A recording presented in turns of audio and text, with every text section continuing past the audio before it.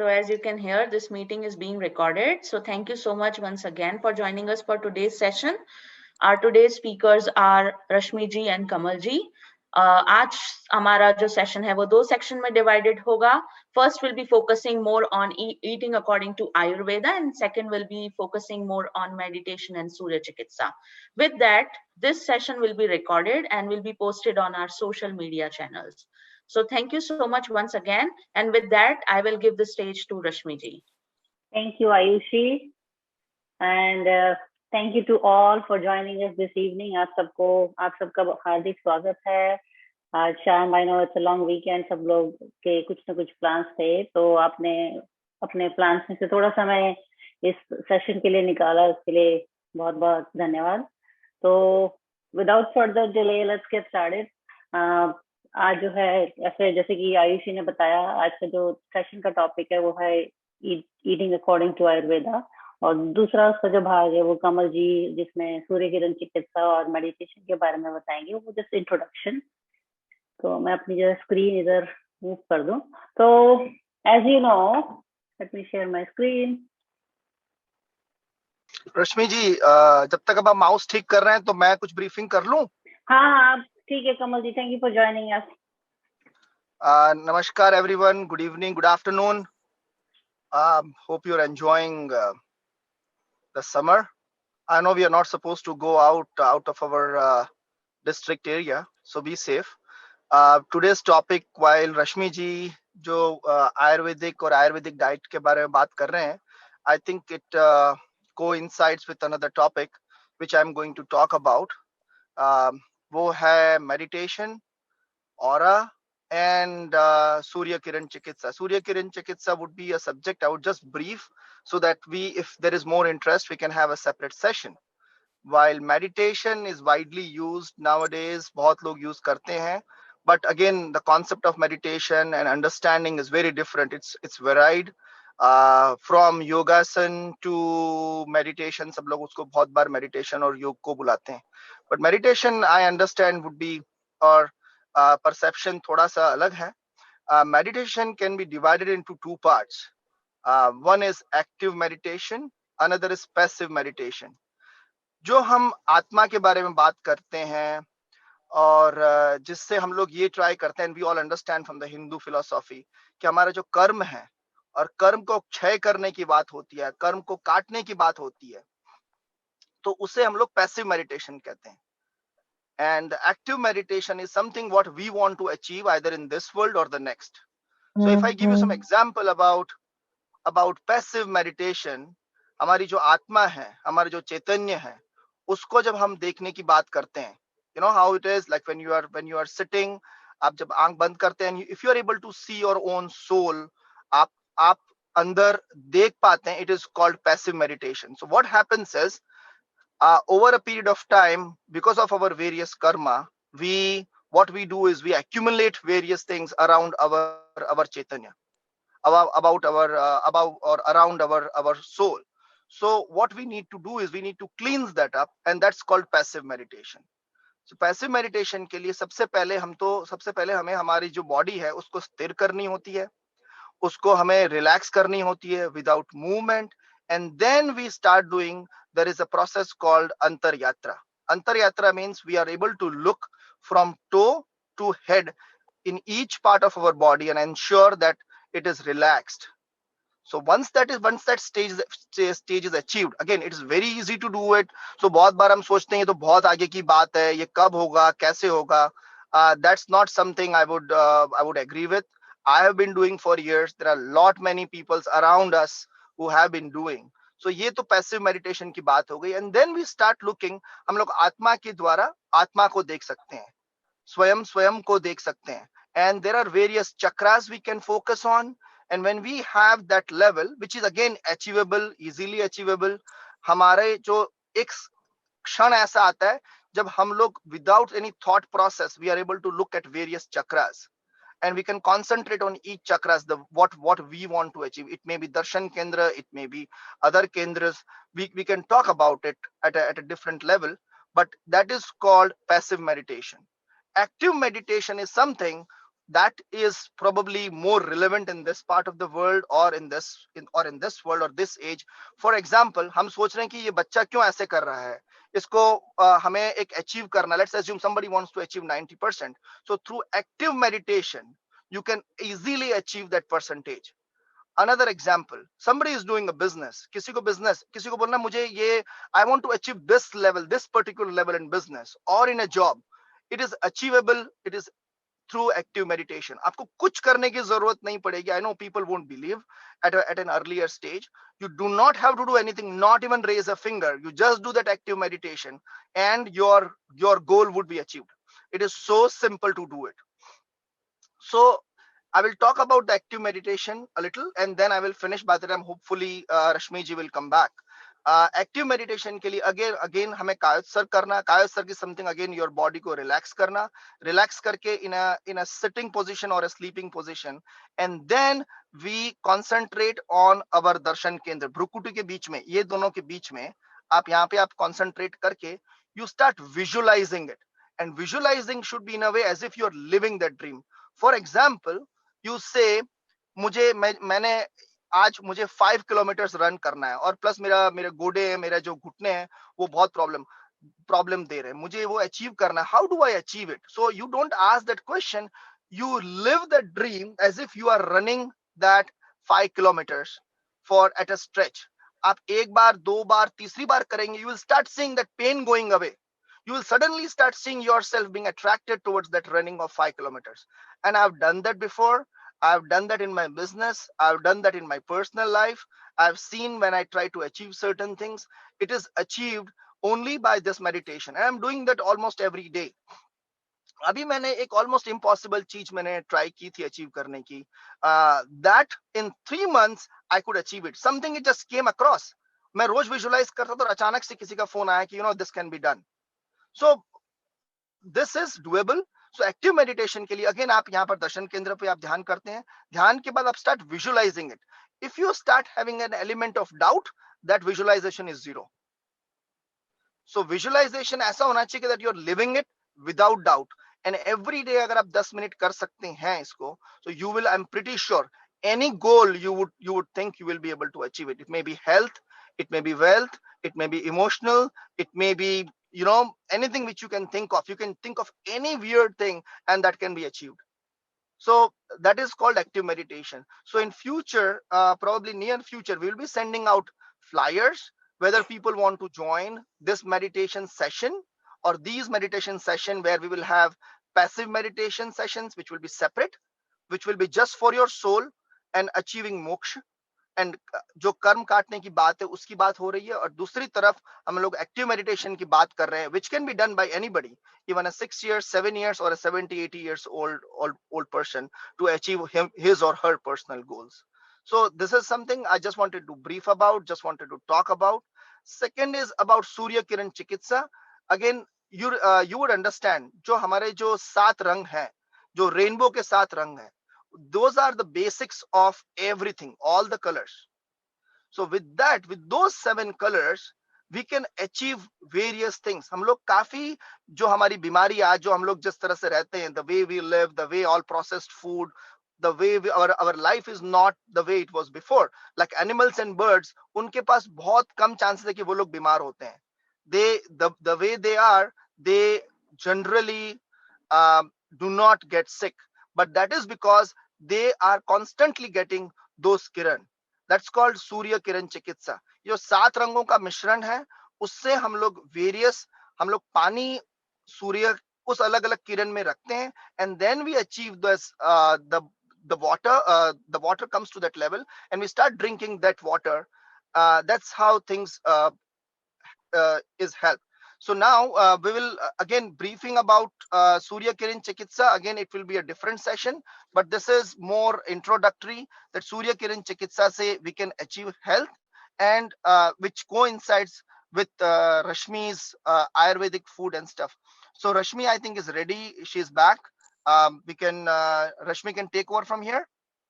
Yes. Thank you, Kamal. Yeah, Rashmi.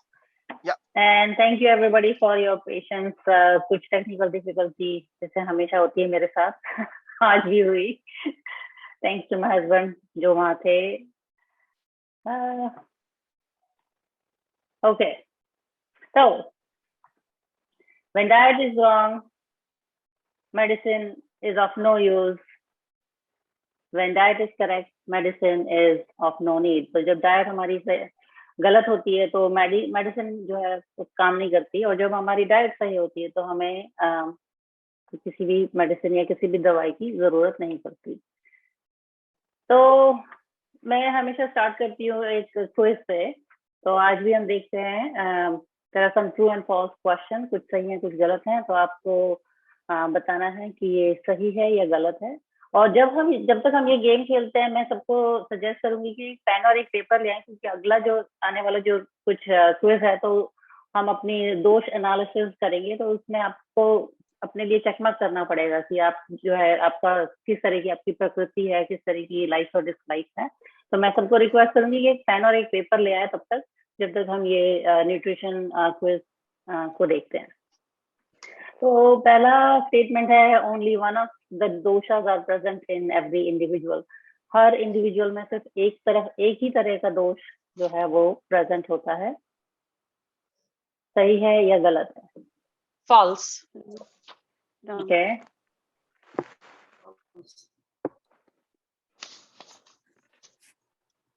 Sweet foods and drinks are bad for all doshas. तो सारे दोष, जितने भी दोष हैं उनके लिए स्वीट खाना जो है, मीठा खाना वो, और मीठी ड्रिंक्स वो खराब है उनके लिए. हर दोष, जितने भी दोष हैं उनके लिए मीठा खाना और मीठा drink.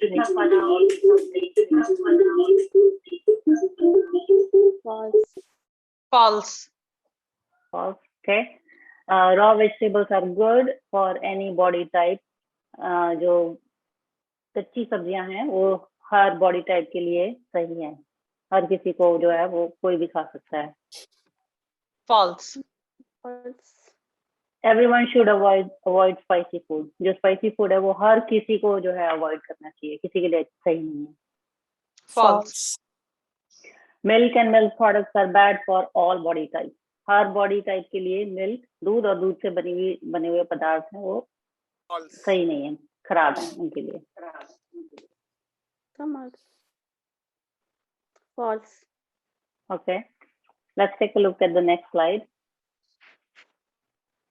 Spicy, salty and sour foods, eggs, meat, pungent foods such as chilies, garlic, onion and beverages increase pitta. तो जो हमारा स्पाइसी खाना है, खट्टा खाना, ज्यादा नमक वाला, नमकीन, अंडे, मीट, जो तेज स्मेल वाले जो खाने हैं जिनमें तेज गंध आती है, जैसे मिर्ची है, गार्लिक है, लहसुन, अनियन, उन सब से जो है पित्त बढ़ता है शरीर में. सही है गलत है? True. Okay. Cold foods increase cough. कफ को बढ़ावा देते हैं जो ठंडे खाने हैं वो. True. Yes, true. So, Rashmi, by cold food, do you mean ठंडा फ्रिज का खाना कि ठंडे तासीर वाला खाना? दोनों. अच्छा. Okay. Overeating increases cough. तो हमारा जो हम ज्यादा खा लेते हैं जब, तो उससे कफ की वृद्धि होती है शरीर में.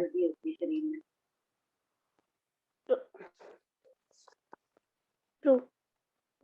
Okay? True. और लास्ट है, food such as nuts, tea, coffee, tamarind, raw food, beans, reheated food, spicy foods increase वात.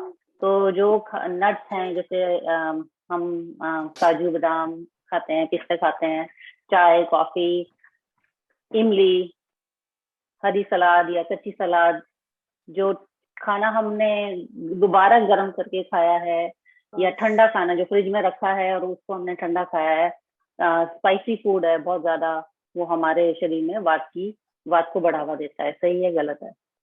False. अच्छा, तो पहले स्लाइड में जितने भी थे वो सब सही हैं, सब फॉल्स हैं, और जो सेकंड वाली स्लाइड में जितने भी थे वो सब सही हैं. तो अब आगे अगले वाले कुछ स्लाइड्स में हम देखेंगे, तो तब जो है बातें धीरे धीरे क्लियर होगी. फर्स्ट सेकंड सारे ट्रू है, पहले वाले में सब फॉल्स है. तो दोबारा से देख लेते हैं जो फॉल्स थे, कि सब में एक ही तरह की दोष प्रेजेंट होता है. नहीं, सब में जो है तीनों दोष होते हैं. कोई ज्यादा प्रिडोमिनेंट होता है, कोई कम। Sweet foods and drinks are bad for all doshas, ये भी गलत है, क्योंकि अभी हम आगे जानेंगे कि कौन सा दोष है जिसमें हम राय देते हैं कि ठंडा खाना या मीठा, सॉरी नॉट ठंडा, मीठा खाना और मीठे ड्रिंक्स जो है वो आप लीजिए, जिससे कि आपका दोष बैलेंस हो। Raw vegetables are good for any body type, ये भी गलत है, क्योंकि कुछ दोष जो हैं, कुछ विकार हैं, उनको हरी सब्जियां या रॉ कच्ची सब्जियां नहीं खानी चाहिए, वो भी हम आगे सीखेंगे। Everyone should avoid spicy food, ये भी गलत है, क्योंकि कुछ दोष में स्पाइसी फूड खाने को कहा जाता है। Milk and milk products are bad for all body type, ये भी गलत है, क्योंकि कुछ दोष में हम और डॉक्टर जो है या वैद्य हैं वो सजेस्ट करते हैं कि आप दूध और दूध से बनी हुई चीजों को आप खाइए। जो सेकंड स्लाइड में थे सारे वो सब ट्रू हैं। स्पाइसी, सॉल्टी, सावर फूड, ये सब जो है हमारे शरीर में पित्त को बढ़ावा देते हैं। ठंडे, जो नेचर में जो ठंडे हैं और जो फ्रिज में रखे हुए खाने हैं वो कफ को बढ़ाते हैं।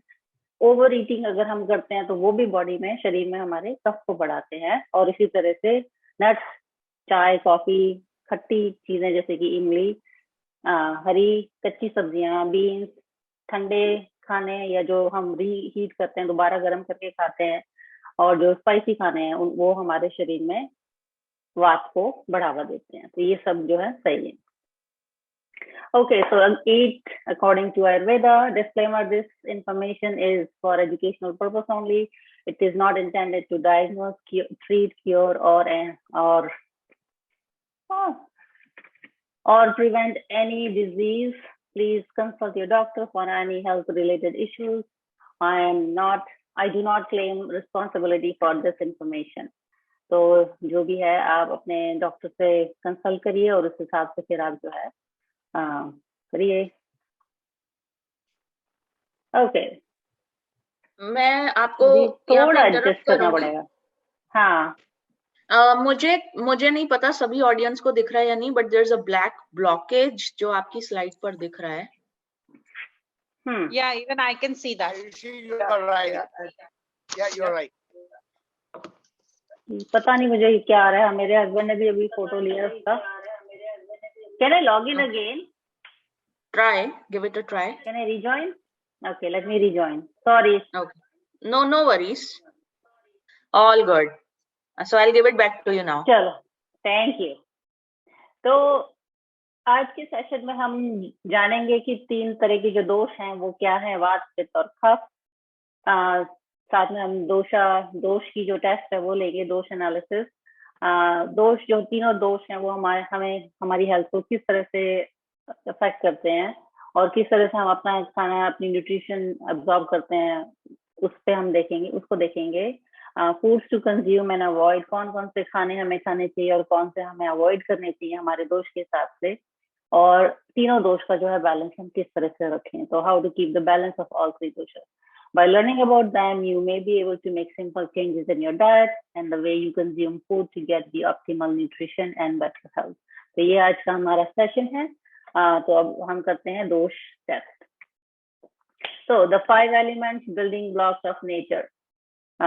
According to Ayurvedic science, all matters, both organic and inorganic, are made up of 5 elements. हमारे जो आयुर्वेद में कहा गया है कि हमारी जितने भी ऑर्गेनिक और नॉन ऑर्गेनिक चीजें हैं दुनिया में, इस धरती पे, इस पृथ्वी पे, वो 5 चीजों से बनी हुई है: जल, अग्नि, पृथ्वी, वायु और जो है आकाश को अधर भी बोलते हैं। तो इन चीजों से जो है बनी हुई है सारी चीजें। तो ये जो 5 चीजें हैं ये अलग अलग डिग्री पे जो है आपकी ये जो 5 एनर्जीज हैं, ये जो 5 चीजें हैं वो अलग अलग डिग्री पे आपकी बॉडी में एनर्जी क्रिएट करती हैं, मेंटल और इमोशनल और फिजिकल, और इन्हीं को हम बोलते हैं वात, पित्त और कफ। तो इन तीनों को हम दोष इसलिए कहते हैं क्योंकि ये फ्लक्चुएट होती रहती हैं, ये चेंज होती रहती हैं, तो इस वजह से इनको दोष माना जाता है आयुर्वेद में, क्योंकि ये हमेशा एक साथ नहीं रहती। तो अब हम करते हैं दोष। तो दोष एनालिसिस करें उससे पहले मैं बता दूं कि जो वात है वो वायु और आकाश से बना होता है। तो वात का जो नेचर है वो उसी हिसाब से बना होता है। पित्त जो है वो अग्नि और जल से बना होता है, और जो कफ है वो अर्थ, मतलब धरती और पानी से बना होता है। तो प्राइमरी फंक्शन जो है वात का वो है मूवमेंट और कम्युनिकेशन। तो हमारे जो शरीर में जितने भी मूवमेंट्स होते हैं और जो हम कम्युनिकेशन करते हैं, जो बातचीत करते हैं, जो हमारा जो भी है मूवमेंट और कम्युनिकेशन से रिलेटेड, वो वात से रिलेटेड है।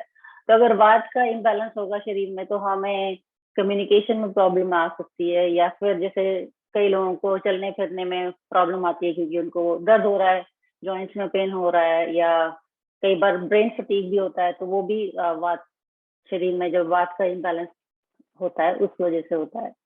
पित्त का जो प्राइमरी काम है वो है डाइजेशन और मेटाबॉलिज्म। तो हम जो भी खाते हैं वो ठीक तरह से पच रहा है या नहीं पच रहा, तो वो पित्त की वजह से जो है पचता है। अगर पित्त का इम्बैलेंस हो गया तो फिर हमारा जो है मेटाबॉलिज्म में फर्क पड़ेगा, डाइजेशन में फर्क पड़ेगा। इसीलिए जिनको पित्त की प्रॉब्लम होती है उन्हें एसिडिटी, इंडाइजेशन ये सब होता रहता है, या एसिड रिफ्लक्स होता है, और उनसे रिलेटेड जो और भी बीमारियां होती हैं वो हो सकती हैं। जो कफ है, कफ का जो प्राइमरी फंक्शन है वो है कोहेसिवनेस, स्ट्रक्चर एंड लुब्रिकेशन। तो उसका जो काम है वो है सामंजस्य बनाए रखना अपने शरीर में, साथ में एक स्ट्रक्चर देना और लुब्रिकेशन देना। तो जब लुब्रिकेशन खत्म हो जाता है तो फिर उन लोगों को जो है जैसे सर्दी हो गई, खांसी हो गई, तो उनसे रिलेटेड जो भी बीमारियां हैं वो हो जाती हैं जब कफ का इम्बैलेंस होता है। तो रोल ऑफ वात, पित्त एंड कफ। तो वात, पित्त और कफ के जो काम है वो जैसे मैंने भी बताया कि वो हमारे हर ऑर्गेनिक इनऑर्गेनिक चीजों में है, हमारे बॉडी में हर सेल, हर पार्ट में है। उनका जो मेन काम है वो हमारे बॉडी को ठीक से चलाना और साथ साथ हमारे इमोशंस को भी रेगुलेट करना, वो उनका काम है। उनका काम ये भी है कि जो बॉडी में डिटॉक्सिफिकेशन होता है नेचुरल वे में, वो भी उन्हीं का काम है।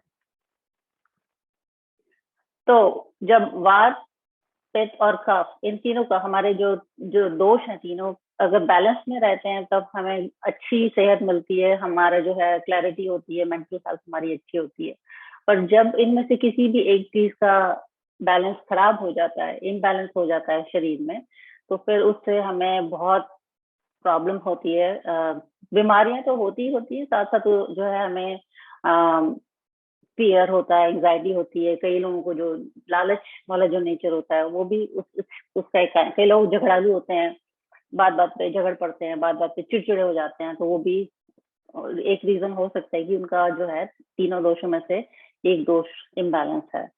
और बहुत सारे उनके रीजन हैं कि उनके दोष जो है क्यों इम्बैलेंस होते हैं, जैसे कि स्ट्रेस, प्रॉपर ठीक से सोना, उनको नींद नहीं आती ठीक से, या इनफ नींद नहीं मिलती, प्रॉपर डाइट नहीं लेते वो, या एनवायरमेंटल कंडीशन, वो जिस एनवायरमेंट में रहते हैं आसपास जो है उनकी वो कंडीशन शायद उनके हिसाब से नहीं है, और उस वजह से उनको जो इम्बैलेंस, तीनों में से एक कोई दोष का इम्बैलेंस हो सकता है। ओके, तो अब हम लेते हैं क्विज। सबके पास पेपर और पेन है? ठीक है, तो अब जो है मैं आपको कुछ क्वेश्चंस, कुछ टॉपिक्स बोलूंगी। अगर तो आप पेपर पे एक आप लिख लीजिए VPNK। तो अगर तो वो आप जो मैं बोलती हूँ वो आप क्यों अप्लाई होता है वात के अंदर, तो आप वात पे चेक मार्क करिए। अगर वो पित्त में अप्लाई कर होता है तो आप पित्त के लिए, पित्त के अंदर में चेक मार्क करिए। और अगर वो कफ के लिए अप्लाई होता है, एप्लीकेबल है, तो आप कफ के अंदर जो है मार्क करिए। और लास्ट में हम टोटल करेंगे और देखेंगे कि हमारे जो प्रिडोमिनेंट दोष है वो कौन सा है, वात है, पित्त है या कफ है। तो पहला है बॉडी बिल्ड। अगर आपकी thin and slim body build है तो आप वात के अंडर जो है चेक मार्क करिए। अगर मीडियम बिल्ड है तो आप पित्त के नीचे चेक मार्क करिए। और अगर लार्ज बिल्ड है, बड़ी जो है बिल्ड है, तो आप कफ के अंडर में मार्क करिए। दूसरा है वॉक एंड टॉक। आप किस तरह से चलते हैं और किस तरह से बात करते हैं। तो अगर आप जल्दी जल्दी तेज तेज बोलते हैं, साथ साथ तेज तेज चलते हैं, तो आप वात के लिए चेक मार्क करिए। अगर आप मॉडरेट स्पीड पे बात करते हैं और मॉडरेट स्पीड पे ही चलते हैं तो आप पिच के अंडर में मार्क करिए। और आप धीरे धीरे चलते हैं और धीरे धीरे ही बातें करते हैं तो आप कफ के अंदर मार्क करिए। अब हम देखते हैं स्किन, हमारी स्किन कैसी है। अगर आपकी स्किन ड्राई, पतली है, सूखी, रूखी सूखी है, ठंडी रहती है और डार्क कलर है, तो वो वात की निशानी है। तो आप वात के अंदर में जो है चेक मार्क करिए। अगर आपकी स्किन स्मूथ है, ऑयली है, गर्म रहती है, रोजी है, तो आप पित्त के अंदर में मार्क करिए। और अगर आपकी स्किन जो है वो थिक है, ऑयली है,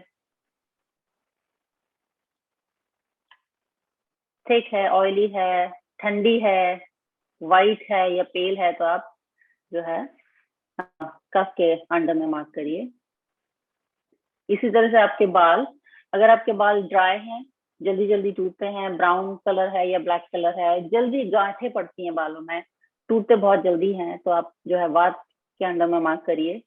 अगर आपके बाल स्ट्रेट हैं, ऑयली हैं, ब्लॉन्ड, ग्रे, रेड, बॉल्ड, तो आप जो है आपका पित्त के अंदर में आप मार्क करिए। और अगर आपके बाल ऑयली हैं, वेवी हैं, अच्छे, उनकी जो हेल्थ है वो अच्छी है, कोई सा भी colour irrespective, blonde, brown, red, yellow या हमारे डार्क कलर, तो वो जो है आपका कफ के अंडर में आप मार्क करिए। अब दांत और लिप्स, अगर आपके दांत जो है वो अनइवन है, पतले होते हुए कई बार जो है खून निकल आता है, लिप्स आपके अगर पतले हैं और बार बार जल्दी ड्राई हो जाते हैं, तो आप जो है वात के अंदर में मार्क करिए।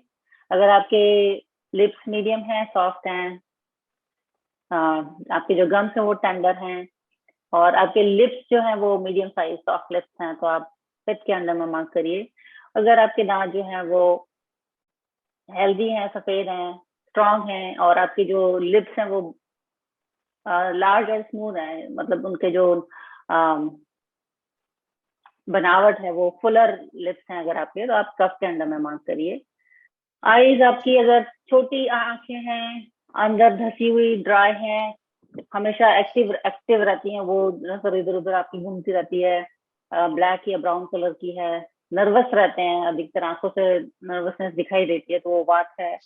अगर आपकी आंखें शार्प हैं, आप उनमें ब्राइट लाइट है, चमकती हुई आंखें हैं, कलर जो भी हो, लाइट पर उनको लाइट से सेंसिटिविटी होती है, तो जैसे सनलाइट में बाहर जाते हैं तो एकदम से जो है वो आंखें उनको भींचनी पड़ती है, क्योंकि वो ठीक से देख नहीं पाते सनलाइट में, तो मोस्टली वो सनग्लासेस पहनते हैं, तो वो जो है पित्त है। अगर आपकी बड़ी सुंदर आंखें हैं और काम लविंग जो आंखें हैं, तो आप जो है कफ के अंदर में मार्क करिए। रिएक्शन टू वेदर, तब कई लोग जो है वो प्रेफर करते हैं कि गर्मियों का मौसम उनको पसंद है, और ठंड में उन्हें पसंद नहीं आता, ठंड वाला जो मौसम है उन्हें पसंद नहीं आता, तो वो वात के अंदर में मार्क करें। अगर आप प्रेफर करते हैं कि कूल या कोल्ड वेदर है, गर्मी से आपको परेशानी होती है, तो आप पित्त के अंडर में मार्क करिए।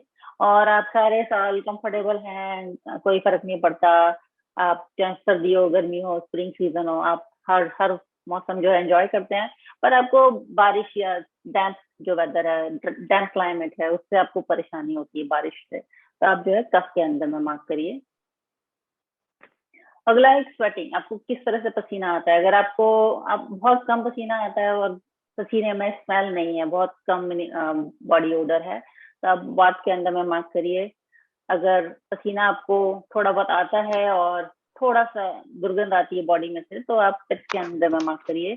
पर अगर आपको बहुत ज्यादा पसीना आता है और जो पसीना आता है वो काफी बदबूदार होता है, काफी स्मेल आती है, जिससे कि आपको हो सकता है कि बाद दिन में 2 बार शावर लेना पड़े या काफी सारा डिओड्रेंट यूज करना पड़े, तो आप कफ के अंडर में मार्क करिए। प्यास, आपको कितनी प्यास लगती है, आपकी प्यास जो है वो हर वक्त बदलती रहती है, अगर चेंजेबल है, मौसम के हिसाब से, तो फिर आप जो है वात के अंडर में मार्क करिए। अगर आपको बहुत ज्यादा प्यास लगती है, आप बार बार पानी पीते हैं, तो आप जो है पित्त के अंडर में मार्क करिए। और अगर बहुत कम पानी पीते हैं, दिन में 8 गिलास से भी कम अगर पानी पीते हैं, लिमिटेड है, तो आप जो है कफ के अंडर में मार्क करिए। इसी तरह से टेस्ट प्रेफरेंस, आपको किस तरह का खाना पसंद है। अगर स्वीट, सावर, सॉल्टी आप खाना पसंद करते हैं, तो आप वात के अंडर में मार्क करिए। अगर आप मीठा, कड़वा या तेज स्मेल वाला, जैसे मिर्ची वाला खाना है, वो आप अगर पसंद करते हैं, तो आप जो है पित्त के अंडर में मार्क करिए। और कफ के लिए है, अगर आप कड़वा पंजेंट खाना है, जैसे खट्टे फ्रूट्स हैं, इस तरह के अगर आपको खाना पसंद है, या साथ में स्पाइसी खाना अगर आपको पसंद है, तो आप जो है कफ के अंडर में मार्क करिए। डाइजेशन, अगर आपका डाइजेशन इरेगुलर है और आपको गैस की प्रॉब्लम बहुत ज्यादा होती है, तो फिर आप बात, अगर आपका खाना जल्दी पच जाता है और पर खाना खाते ही आपको जो है एसिडिटी की प्रॉब्लम होती है, तो वो जो है पित्त। और अगर आपका खाना पचने में काफी टाइम लगता है, तो आपने दोपहर में जो लंच खाया वो शाम तक आपको लगता है कि ये भी डाइजेस्ट नहीं हुआ और भूख नहीं लग रही है, तो हो सकता है कि वो कफ की निशानी हो। और उस जो है अगर म्यूकस फॉर्म हो रहा है, तो वो भी कफ की निशानी है, तो कफ के अंडर में आप मार्क करिए। एपेटाइट, आपको किस तरह की भूख लगती है। अगर आपको इरेगुलर है, आपको खाना जो है हमेशा एक टाइम पे आप नहीं खाते हैं, और आपको क्योंकि आपको भूख ही नहीं लग रही है, तो आप वात के अंडर में मार्क करिए। आपको बहुत तेज भूख लगती है एकदम से और आप रुक नहीं सकते, आपको लगता है कि खाना बस अभी मुझे भूख लग रही है और खाना मुझे अभी अभी मिल जाए, बहुत तेज भूख है, तो वो पित्त है। और स्लो बट स्टेडी, धीरे से आप जो है आपको धीरे धीरे भूख लगती है, तो वो कफ के अंदर में मार्क करिए। फिजिकल एक्टिविटी, अगर आप बहुत ज्यादा हाइपर एक्टिव हैं, बहुत ज्यादा आप जो है भागदौड़ करते हैं, चंचल, हमेशा इधर उधर घूमते रहते हैं, बैठ नहीं सकते एक टक, तो बात है। मॉडरेट, नॉर्मल जो आप फिजिकल एक्टिविटी करते हैं जैसे और लोग करते हैं, तो वो पित्त है। और सेडेंटरी, अगर आप हर वक्त जो है बैठे रहते हैं, बैठना पसंद करते हैं, बैठ के टीवी देख लिया, बैठ के काम कर लिया, बैठ के जो भी करना चाहते हैं वो बैठे बैठे करना चाहते हैं, तो वो कफ की निशानी हो सकती है, तो आप कफ के अंडर में मार्क करिए। अब जनरल साइंस जो हमारे बॉडी में है, कि जैसे कि क्रैकिंग नॉइज जो आती है जॉइंट्स में, हमारे क्रैकिंग साउंड, नेल्स हमारे जो है जल्दी टूट रहे हैं, तो वो वात के अंदर में मार्क करें। तिल है बॉडी में कई सारे, और पिंकिश सॉफ्ट नेल्स हैं आपके, तो वो पित्त है। डिस्प्रोपोर्शनेट बॉडी, तो बड़ी पे उनका जो बेली बड़ी है और बॉडी का जो प्रोपोर्शन है वो ठीक नहीं है, तो और साथ में उनके वाइड चौड़े नाखून हैं, और साथ में वो व्हाइटिश हैं, थोड़े थोड़े उनके नाखून में थोड़े सफेद धब्बे दिखते हैं, तो वो जो है कफ के अंदर में मार्क करें। अब जो है हम लास्ट पार्ट पे आते हैं हमारे दोष एनालिसिस टेस्ट का, जो है हमारा मेंटल एंड इमोशनल कैरेक्टरिस्टिक्स। तो हमारी मेमोरी, हम कितनी जल्दी से, हमारी जो ब्रेन है वो किस तरह से काम करता है, हमारी जो मेमोरी है वो कैसी है। तो अगर आप क्विक लर्नर हैं, आप फटाफट सीख जाते हैं पर फटाफट भूल भी जाते हैं, तो आप जो है वात के अंदर में मार्क करिए। आपकी एवरेज स्पीड है अगर चीजें सीखने की, और एक बार सीख लिया तो आप जो है मुश्किल से भूलते हैं, तो आप पित्त हैं। आप स्लोली लर्न करते हैं पर वो आप लंबे समय तक याद रखते हैं, तो वो है कफ। मेंटल एक्टिविटी एंड माइंड, अगर आप ऑल हमेशा एक्टिव हैं, रेस्टलेस हैं, इजीली आप जो है रेस्टलेस हो जाते हैं, तो वो बात है। आप मॉडरेट हैं, आपका जो दिमाग है वो इम्पेशेंट या एग्रेसिव जल्दी से हो जाता है, तो वो जो है पित्त है। आप डल हैं, शांत रहते हैं, हमेशा कूल रहते हैं, कैसी भी सिचुएशन आ जाए तो आप कफ के अंडर में मार्क करें। साथ में है माइंड ऑन टेकिंग एक्शन, अगर हम किस तरह से हमारा जो ब्रेन है वो एक्शन लेता है। ओवर थिंकिंग, आप जरूरत से ज्यादा सोचते हैं, ऐसा हो गया तो वैसा हो गया, तो आप बड़े सारे प्लान्स बनाते हैं, तो आपका माइंड जो है वो ओवर थिंकिंग करता है, तो वो बात के अंदर में मार्क करें। अगर आप क्विक डिसीजन लेते हैं, फटाफट इम्प्लीमेंट करते हैं, तो आप पित्त के अंदर में मार्क करें। और आप बाद में बोलते हैं कि चलो देख लेंगे बाद में, ठीक है करेंगे, कल देखते हैं, तो आप उसको टालते जाते हैं। या लेजीनेस थोड़ा आप उसमें दिखाते हैं, तो आप कफ के अंदर में मार्क करें।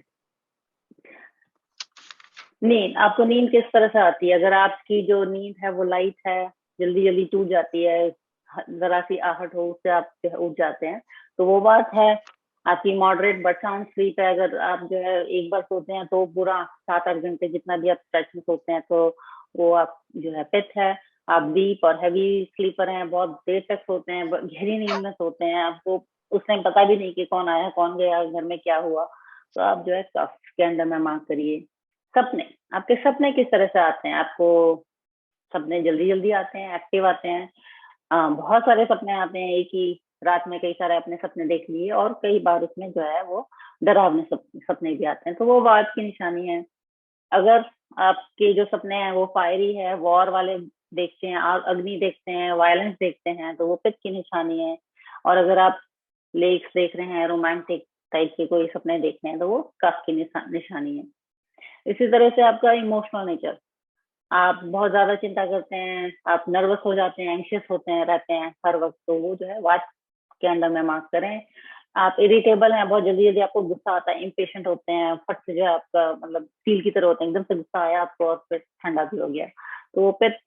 और अगर आप लविंग केयरिंग हैं, आपको गुस्सा दिलाना बहुत मुश्किल है, तो आप जो है कफ के अंदर में मार्क करिए। तो ये हमारे सारे जो थे वात पित्त और कफ के टोटल वो टेस्ट के थे। अब मैं आपको 1 मिनट देती हूँ, आप सबको टोटल कर लीजिए। आपने मुझे नहीं बताना कि आपका जो है क्या, कौन सा दोष प्रिडोमिनेंट है, कौन सा दोष जो है वो आया है, पर जिससे आपको अगर अगले जो कुछ स्लाइड्स में दिखाऊंगी तो उसमें आपको फिर आइडिया रहेगा कि अब मेरा ये दोष है तो मुझे इस तरह से ये मेरे साथ हो रहा है, तो क्यों हो रहा है, या मुझे आगे क्या चेंजेस करने हैं, तो वो आप उस बात का ध्यान रख सकते हैं। तो सब लोग ऐड कर लें, और सब में तीनों दोष होंगे, पर तीनों में से एक जो है वो प्रिडोमिनेंट होगा, वो ज्यादा, उसके ज्यादा आपके पॉइंट होंगे।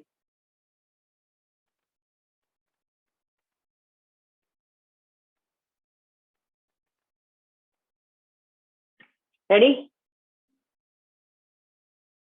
तो 20 क्वेश्चन है टोटल, 20 होना चाहिए आपका, वात पित्त और कफ तीनों को मिला के 20 होना चाहिए।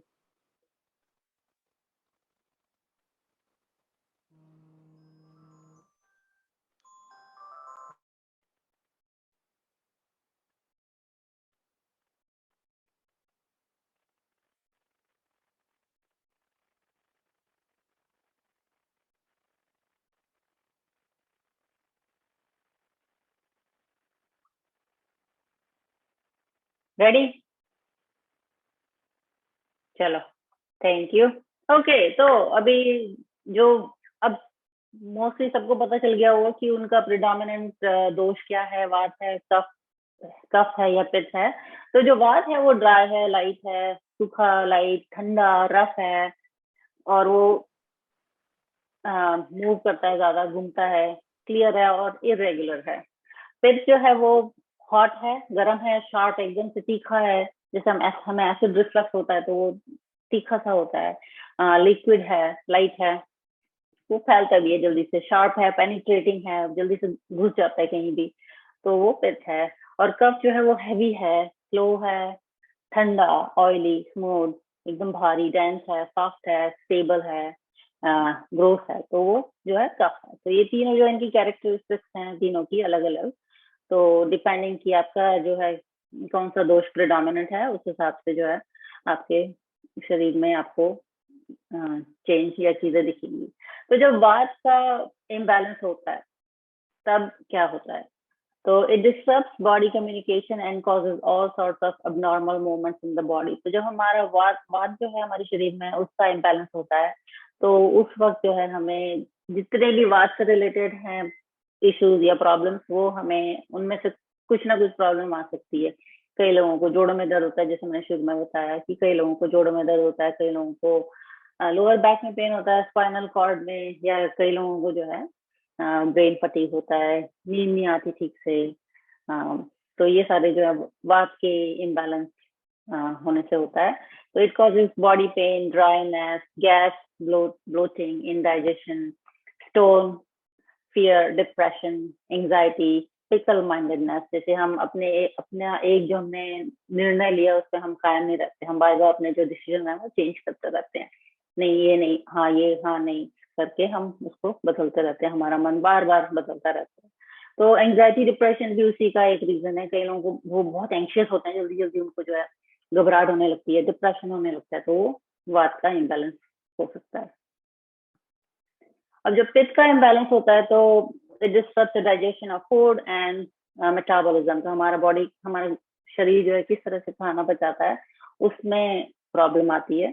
तो उसकी वजह से हमारे शरीर में इन्फ्लामेशन होता है, लेडीज में जो है ओवर ब्लीडिंग होती है, सूडों में से खून निकलना, एसिड रिफ्लक्स होना, एसिडिटी, बालों का गिरना, skin rashes, frustration, anger, jealousy, तो वो जो है पित्त के इम्बैलेंस होने से हो सकता है।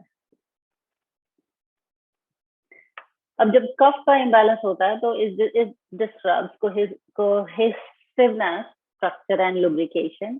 तो उस वजह से जो है हमारे शरीर में साइनस की प्रॉब्लम हो सकती है, कोल्ड, कफ, फ्लैम जो हमें बलगम जो निकलता है, स्नीजिंग, कई बार हम लेथार्जिक हो जाते हैं, कई बार हम प्रोक्रेस्टिनेशन करते हैं कि कल कर लेंगे, परसों कर लेंगे, जल्दी क्या है, और अधिकतर हम बैठे बैठे काम करना पसंद करते हैं और उस वजह से मोटापा बढ़ता है। तो वो कफ के इम्बैलेंस होने की वजह से हो सकता है। अच्छा, तो वात जो है, वात हमारे शरीर में किस वजह से होता है और हमें कौन कौन से खाने नहीं खाने चाहिए, अवॉइड करने चाहिए, पहले मैं उन चीजों के बारे में बात करूंगी और फिर मैं नेक्स्ट स्लाइड में ये बात करूंगी कि वात, जिनको वात की प्रॉब्लम है तो उनको कौन से, वात यानी वायु, उनको कौन कौन से खाने खाने चाहिए।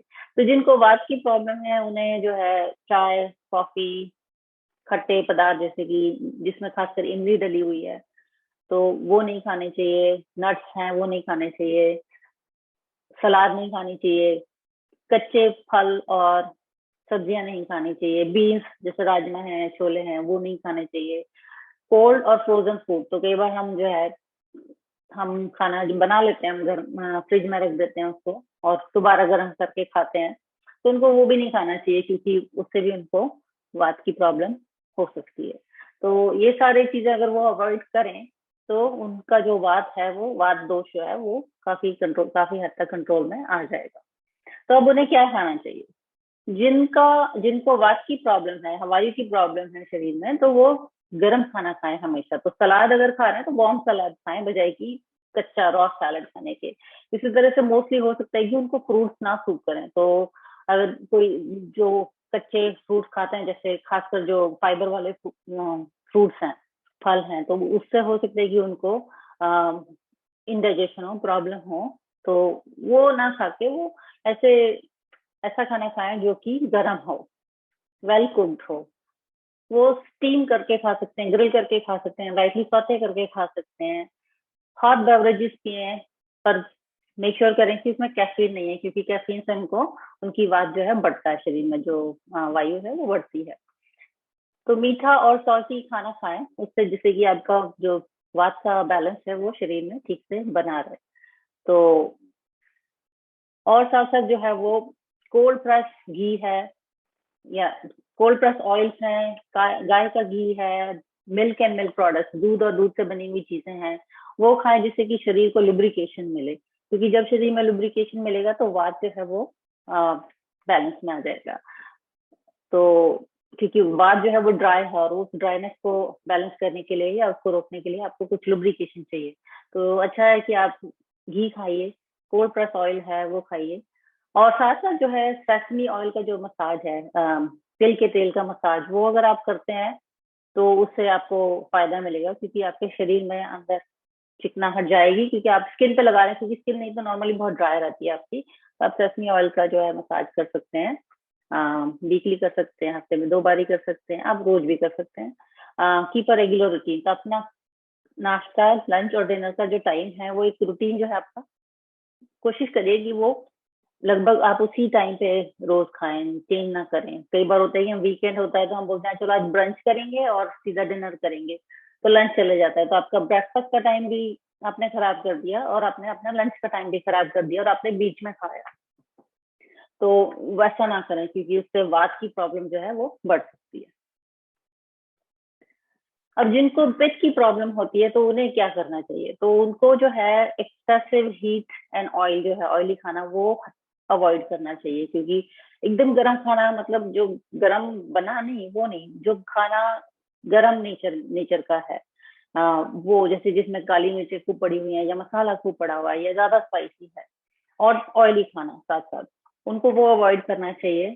साथ साथ जो है खट्टे, ज्यादा नमक वाले, और जो पंचेंट फूड है जिसमें हमने अदरक, लहसुन, मिर्ची, प्याज सब डाला हुआ है, वैसी चीजें उनको अवॉइड करनी चाहिए। मांस, मछली, मीट, वो उनको अवॉइड करना चाहिए। और सॉल्ट जो है वो कम से कम खाना चाहिए, क्योंकि उससे जो उनकी पित्त बढ़ता है। तो अब क्या खाना चाहिए उन्हें? तो पित्त को बैलेंस करने के लिए आप जो है ऐसा खाना खाइए जो कि आपको ड्राइंग और सूदिंग इफेक्ट दे। जैसे कि आप जो है आपने कोकोनट वाटर पी लिया तो वो आपको ठंडा रखेगा, ठंडक देगा। आपने बटर मिल्क पिया, छाछ पी, उससे आपको ठंडक मिलेगी। दूध पिया तो दूध से ठंडक मिलेगी। आप जिनको पित्त दोष है, वो रॉ यानी कि कच्चा सैलड खा सकते हैं, कच्चे फल और सब्जियां खा सकते हैं, और ठंडा खाना खा सकते हैं। उससे उनके पित्त जो है वो बैलेंस में होना शुरू हो जाएगा। तो वात के लोगों को रॉ और ठंडा खाना अलाउड नहीं है, पर पित्त को, जिनकी पित्त नेचर है, पित्त दोष है, वो खा सकते हैं। Eat whole grain, fresh fruits and vegetables, and non-spicy foods. और साथ साथ वो जो है बिटर फूड्स खा सकते हैं, जो कड़वे से होते हैं। मिश्री खा सकते हैं, गुड़ खा सकते हैं, होममेड स्वीट खा सकते हैं आप। ऐसे फ्रूट्स खाइए जिनमें पानी की मात्रा ज्यादा हो, जैसे कि वाटरमेलन बजाय की एप्पल के, क्योंकि वो आपको ठंडक देगा। साथ साथ क्यूकम्बर है, और अगर आपने लस्सी भी पी तो उसमें मेक श्योर करिए कि आपने मिंट वगैरह डाल दी, जिससे कि आपको ठंडक मिले और आपको जो पित्त है वो बैलेंस में रहे। जिनको कफ की प्रॉब्लम है या जिनको कफ दोष है, तो उनको क्या करना चाहिए? तो उनको जो फूड्स नहीं खाने चाहिए वो है कि जो कफ को बढ़ाते हैं, जैसे कि रिफाइंड खाना। आप स्टोर से जो खाना लेकर आए, तो स्टोर बॉट पैक्ड खाना है, रिफाइंड प्रोसेस फूड है, वो नहीं खाना चाहिए। फ्राइड फूड नहीं खाना चाहिए, जैसे कि चिप्स वगैरह। डेयरी और डेयरी प्रोडक्ट्स वो अवॉइड करने चाहिए, क्योंकि उससे कफ की प्रॉब्लम जो है वो बढ़ सकती है। तो डेयरी प्रोडक्ट्स में दही भी इंक्लूडेड है। तो अगर आपको कफ की प्रॉब्लम है तो आप दही ना खाइए। और आयुर्वेद में कहते हैं कि शाम के वक्त जो है, जिनको कफ की प्रॉब्लम है, उन्हें शाम के वक्त दही नहीं खाना चाहिए।